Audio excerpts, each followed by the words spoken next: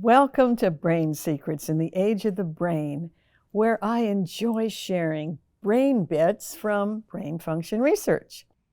I call them Brain Secrets. E. Paul Zayer, PhD, wrote an article titled, "Variety is the Spice of Brain Health." Studies have shown that variety keeps the brain interested and alert and can minimize boredom and depression. Variety involves variations of things that are akin. For example, take potatoes. Idaho potatoes, Japanese, sweet, and gold. Take potato preparation. Boiled, baked, riced, mashed, scalloped, wedges, pancakes and waffles, dumplings, fried, and soup, and there may be many more. There's exercise variety. Walking, swimming, biking, skiing, dancing, sports, and the gym. And variety for daily brain exercises.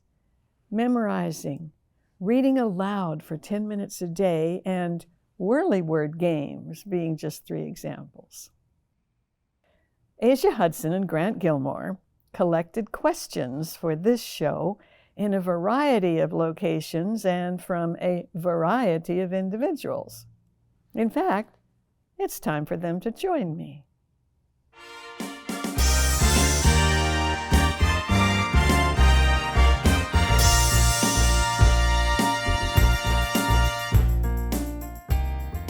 Well, Asia, it's my pleasure to welcome you back to Brain Secrets on this side of the camera. Amazing. So happy to be here as always. So your latest venture out on the streets. Yep. New Orleans. I don't think I've ever told the team where I wanted them to go before, but for a year, I've had the feeling that I wanted you to go to New Orleans. And I'm so happy you did. It was so much fun, and we ended up randomly being out there in the middle of some festival. Grant knows what it is. We'll ask him later. Should I ask him now? Ask him. What was the name of that festival, Grant? The French Quarter Festival. Oh, yeah, the French Quarter Festival. And we had no idea that we were going to be there during that time. What a good time to go. I love the French Quarter. Mm-hmm. I've been there multiple times lecturing. Right. And I don't know what it would be like to live there because I have such empathy for the people who have been flooded out so many times. Right. But there's such a happy energy I found in New Orleans. And being part French, I love the French Quarter. Walked up and down Bourbon Street, listening to every orchestrational music that was coming along. And I've good memories from that, and I just thought it might be a good place to go. It was absolutely a good place to go. Your instincts are spot on. It was such a phenomenal time, and it took us, some time to get the questions. It always takes a few days. We get B-roll and everything, but we could not have picked a more perfect time to go out there because, and I know sometimes we're like, okay, let's add an extra day, especially for the South, because weather out there is so much more unpredictable. And so we filmed, and then we had to go back out Monday because it was torrentially pouring rain on Sunday all day. So we're very proud of ourselves for getting it done. I'm proud of you too. So you said that you had a little nervousness when you were beginning. Yeah. And I was meaning to tell you that I've done thousands of presentations, and every single time I always get this little moment of, I don't even know how to describe it. It used to be terror. Mm-hmm. Am I going to forget what I need to say? What if we get questions from the audience and I'm tongue-tied? But gradually, the more I learned about the brain, I realize now that I love what I do. Right. And that is just excitement and enthusiasm for, I don't know what's going to happen, but whatever it is, I'm ready for it. Uh-huh. But I can imagine it might be a little anxiety producing when you're in an area where it sounded like it was so loud for you? Yeah, so I remember telling you that, and you'll see this in the video too, you'll get what I mean by like, wow, it was loud down there. So I'm excited for you to see the questions that we do have so that you can be like, you're right, that was loud. So I think there was like a lot of anxiety swirling around because I'm in competition with people are drinking. I'm in competition with all the food that's down there. I'm in competition with all the noise. I'm in competition with my own personal anxiety. So it was just a lot, but I'm excited for you to see. Well, knowing you, I'm sure you handled it beautifully, because no matter what you're feeling inside, anytime I've ever seen you doing something like this, you look as cool as the proverbial cucumber. Thank you, thank you. And I'm glad that you compared me to the proverbial cucumber, even though I was hot as the proverbial Cheeto, flaming hot Cheeto. Was the weather hot? No, it wasn't. It was just the anxiety, because anxiety can raise your temperature. Yeah, it was just kind of like the anxiety. It was really nice because I almost went to school in New Orleans. So I didn't because it's too hot in New Orleans, and it was just like the perfect weather. So we went at the perfect time. Oh, that's good, because I know you don't like it too hot, and I know you don't like it too cold. I'm very particular. I'm very picky. So shall we see what you did? Yeah, let's get it going. Before you ask, I need to grab the laptop. It's not set up yet. What? Well, thank you for being honest. We'll chat a couple more minutes and get moving on the laptop. Well, you know what? I just bought myself enough time. We're ready to go. He's quick. He's just amazingly So fast, quick. I almost didn't see him move like where he's at. Oh, this is fun. All right, I'm so ready to see this.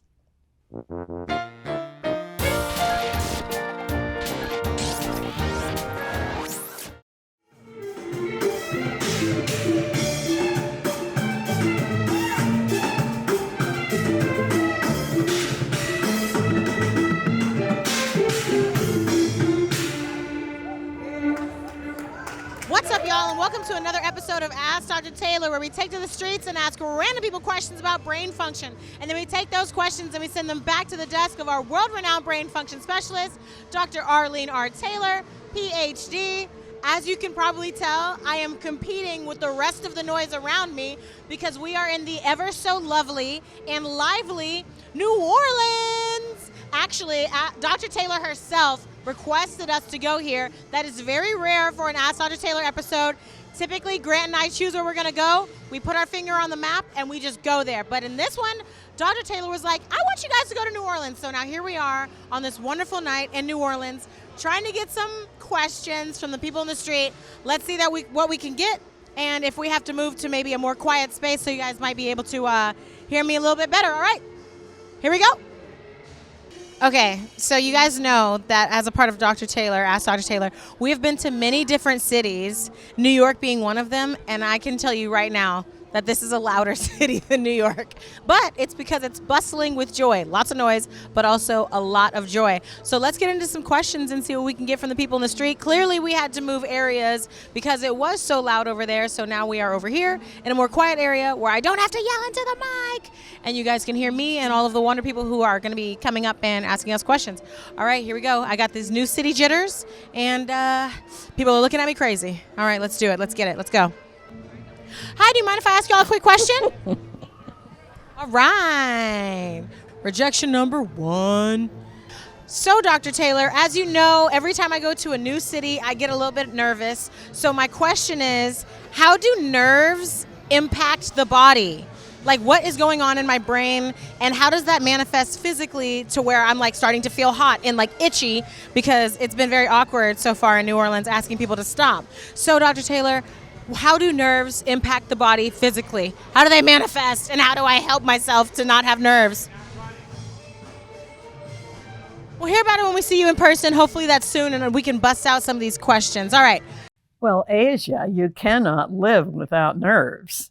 They send electrical communications throughout your brain and body.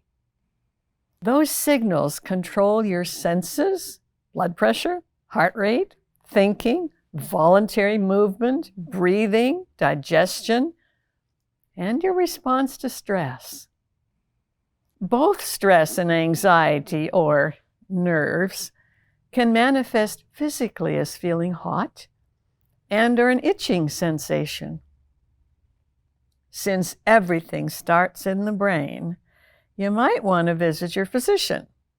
If nothing else is causing these symptoms, then ask for tips on reducing anxiety and stress.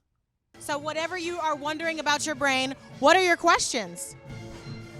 How do I make it shut off? Like, just calm down, like, bring it down. That's a good one. That's a great one. Dr. Taylor, how do we get our brain to shut off? Anxiety and worry can trigger racing, repetitive thoughts. To calm your brain, you must do something calming and direct your brain. Using your first name and pronoun, I would say, Arlene, you are taking 6 brain breaths. Then inhale slowly to a count of 4 and exhale slowly through pursed lips to a count of 8. Then repeat it 5 more times. Or, Arlene, you are humming, Mary had a little lamb. And then hum it multiple times. When I have difficulty falling asleep, I say, Arlene, you are counting sheep. And then keep my brain on task. It finds counting monotonous and may fall asleep just to avoid counting. Get professional help for dealing with anxiety and worry as needed. So you know how when you smell something, like your brain can smell it, but you can't really smell it. Like I smell this restaurant back in Baltimore, but I'm not physically there. Like, but my brain can smell it. My brain can just, Like pheromones. That's crazy. I love that question too. So like, how is it that our brain can remember smells so well to make us feel like we're smelling it in the moment? Y'all are killing it with these questions. Odors pass from the nose through the olfactory bulb located right behind the nose. The olfactory bulb is part of the limbic system, which processes memory formation and emotional reactions. The olfactory bulb is said to be only 2 neurons and 1 synapse from the decoding center in the brain. Therefore, odors transmit almost instantaneously, faster than any other sense. They can take you back to a memory almost before you can identify the odor. Individuals who have a kinesthetic sensory preference are exceptionally sensitive to odors. Come on here, 2 seconds. Come on, let's go. Well, you got one. Oh, I would have caught you. Don't worry.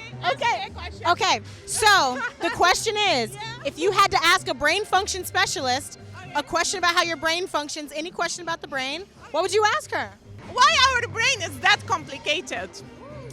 This is a nice question, right? Why is our brain complicated? All right. Why?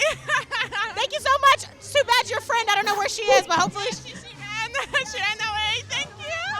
The brain must be complicated to enable human beings to accomplish everything they do in life, including creating and inventing.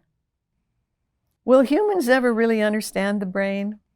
Highly unlikely. I enjoyed the way Emerson P. Pugh addressed that question, saying, if the human brain were so simple that we could understand it, we would be so simple that we couldn't. Hey, y'all, come over here. What's up? Okay, so first of all, how are we doing and how's the festivities going? We're formal. We're having a good time right now. Second time in NOLA, and we're having a really fun time. How do you think things? Like, how does it actually work? Like, what? Like, how? Like, how does your brain think of things? Like, what? I love that. How does your brain think things? Like, what? I agree. Okay, you look deep in thought. She just asked, how does your brain think things? And you are clearly thinking things. Is lecturing the most effective means of getting information from one point to another? How does your brain think of things? The transmission of information by neuron cells forms the basis for thinking.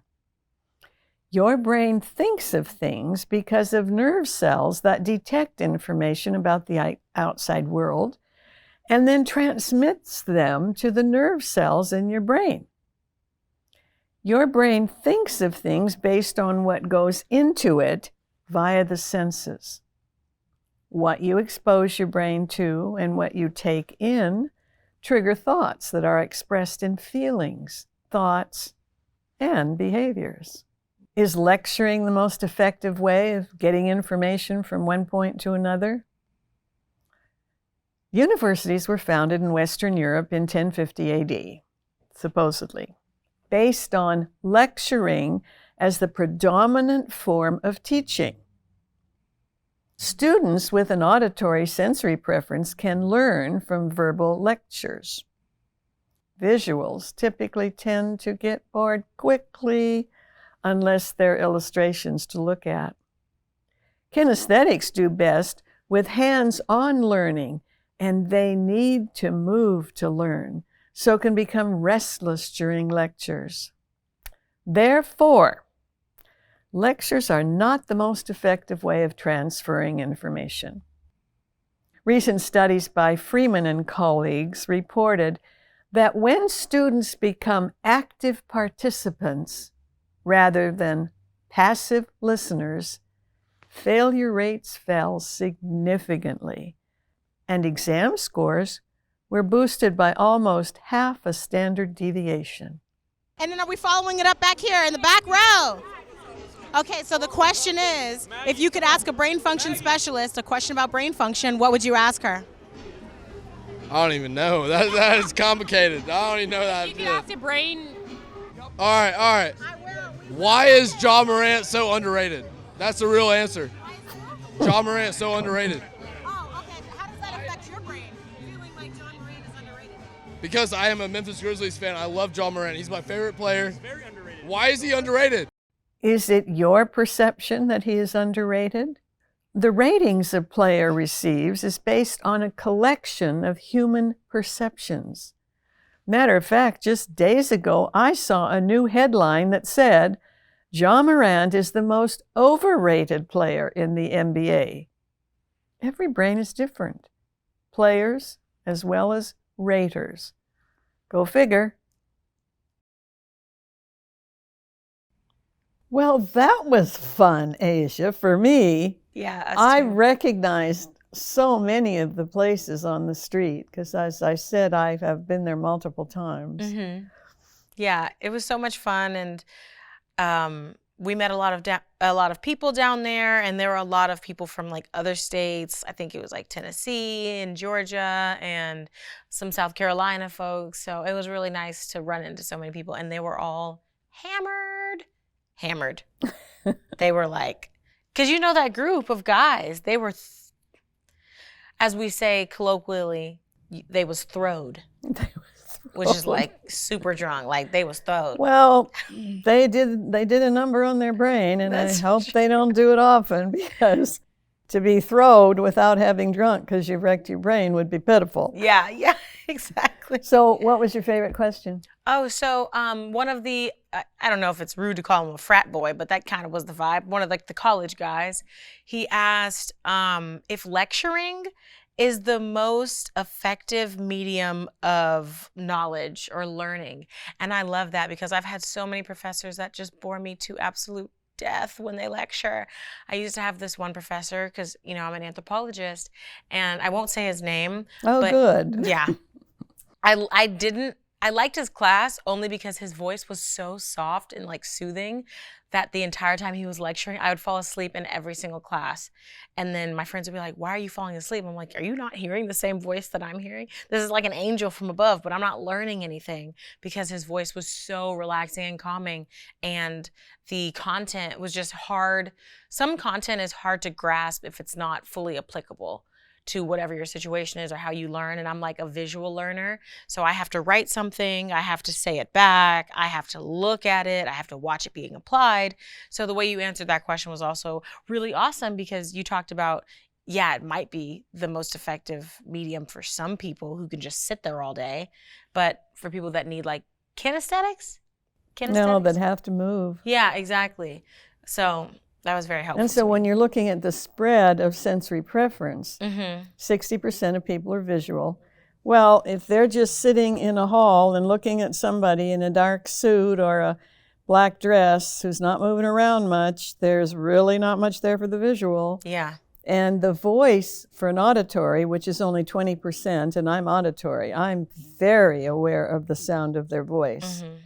And sometimes I've just had to clench my fist to get through the lecture because the voice was so irritating to Right. my ears. Mm-hmm. And then the kinesthetics that really need hands-on, and they need to move, and you know, they're supposed to just be sitting there and there's nothing to look at, and there's hearing doesn't, they hear, but it doesn't register like it does for an auditory. Mm-hmm. And it's just fascinating. So many kids don't learn because the environment is not conducive to their particular sensory. Absolutely. preference. I remember when I first started learning how to count, they would show me all these numbers in class. I'm like, I don't know what this means. What is this little squiggly line? That's a 3? I don't know what that is. You know what I mean? And my mom had to teach me how to count using M&Ms because I needed to like watch things being added and subtracted.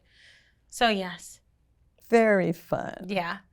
Well, I'm going to really look forward to the next 3 episodes. You got 4 episodes got out of that 4. trip. I can't remember how many questions. I think there's 9 questions in the last 2 episodes, so that's 18, and there's 6 in the first one, that's 24. So I think we got like something like 28 or 29 questions. That's pretty good. That's just wonderful. I know, it's so exciting. And I'm always so pleased when you bring them back. So, once again, thank you, Asia. Thank you.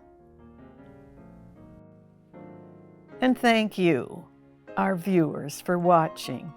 You are the reason for Brain Secrets Ask Dr. Taylor. Until next time, remember that variety is the spice of brain health. Include variety in your life to keep your brain interested and alert. That's a brain secret.